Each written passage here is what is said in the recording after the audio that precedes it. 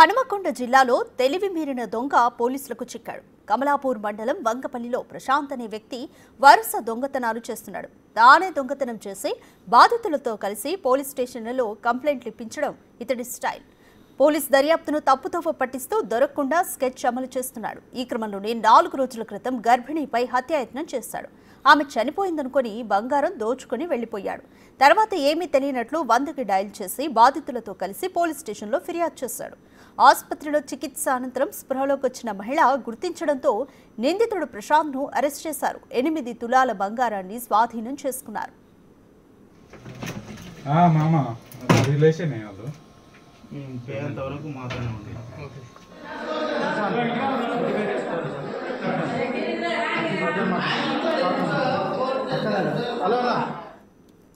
దీనికి సంబంధించి more details మా ప్రతినిధి వేణు అందిస్తారు. వేణు, హన్మకొండ జిల్లాలో ప్రశాంత్ అనే దొంగ ఏ విధంగా దొంగతనాలు చేస్తారో కూడా పోలీసులు ఏమంటున్నారు ఇతడి దొంగతనం చేసే స్టైల్ పట్ల?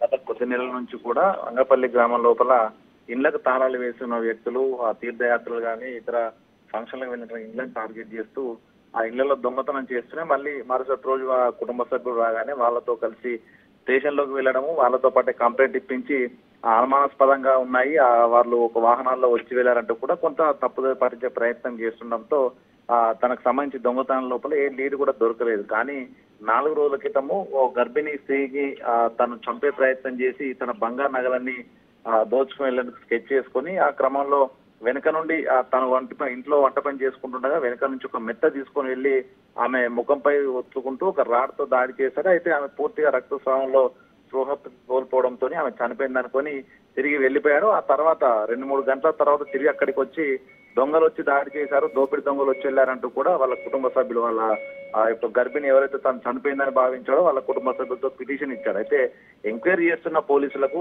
క్లూస్ టీమ్ ద్వారా ఫుట్ మార్క్స్ అదే విధంగా ఎవరైతే పిటిషన్ ఇవ్వడానికి స్టేషన్ కు వచ్చి ఆ స్పాట్ కు వచ్చాడో కొంత డాగ్ స్క్వాడ్ బృందం కూడా తన దగ్గరికి వెళ్ళడంతో కొంత అనుమానం వచ్చింది. అయితే తాను ఇక్కడ హత్య జరిగిందని తెలిసి తన ఇంటికి వచ్చానని కూడా చెప్పి బుకాయించే ప్రయత్నం చేసినా కూడా పోలీస్ స్టైల్లో ఎంక్వైరీ మొదలు పెట్టడము, గ్రామంలోని సీసీటీవీ ఫుటేజ్ అని పరిశీలించిన తర్వాత ప్రశాంత్ అనే వ్యక్తే దీని అంతా కారణమై ఉండొచ్చు అని చెప్పి అనుమానించిన పోలీసులు పూర్తిగా తనను కస్టడీకి తీసుకొని 2 రోజుల పాటు విచారిస్తే గతంలో దాదాపు వంగపల్లి గ్రామంలో 5కు పైగా దొంగతనాలు చేసిన విషయము, అదే విధంగా గర్భిణీ స్త్రీని చనిపోయింది అనుకొని తన బంగారం అంతా 8 తులాల బంగారం ఎత్తుకుపోయిన ఘటన అంతా కూడా ఆ నిందితుడు ఆ కన్ఫెషన్ లో చెప్పడంతో ఆ 8 తులాల బంగారం రికవరీ చేశారు. ప్రస్తుతం ప్రశాంత్ కూడా నిన్న రిమాండ్ కూడా తరలించిన పరిస్థితులు. అంటే గ్రామం లోపల ఎవరైతే నమ్మకంగా ఉంటారో స్నేహితులు తనతో పరిచయస్తులు ఉంటారో ఆ కుటుంబాలతో స్నేహం ఎంచుకొని వాళ్ళ ఇంటికి ఎవరు లేని సమయంలో ఇంటికి వెళ్ళి దొంగతనానికి పాల్పడడం, ఒకవేళ తనకు డబ్బులు తప్పనిసరి అవసరం అనుకుంటే చంపైనా కూడా తీసుకెళ్లాలి, ఒంటరిగా ఉన్న వాళ్ళని టార్గెట్ చేస్తుండడం కూడా ఒక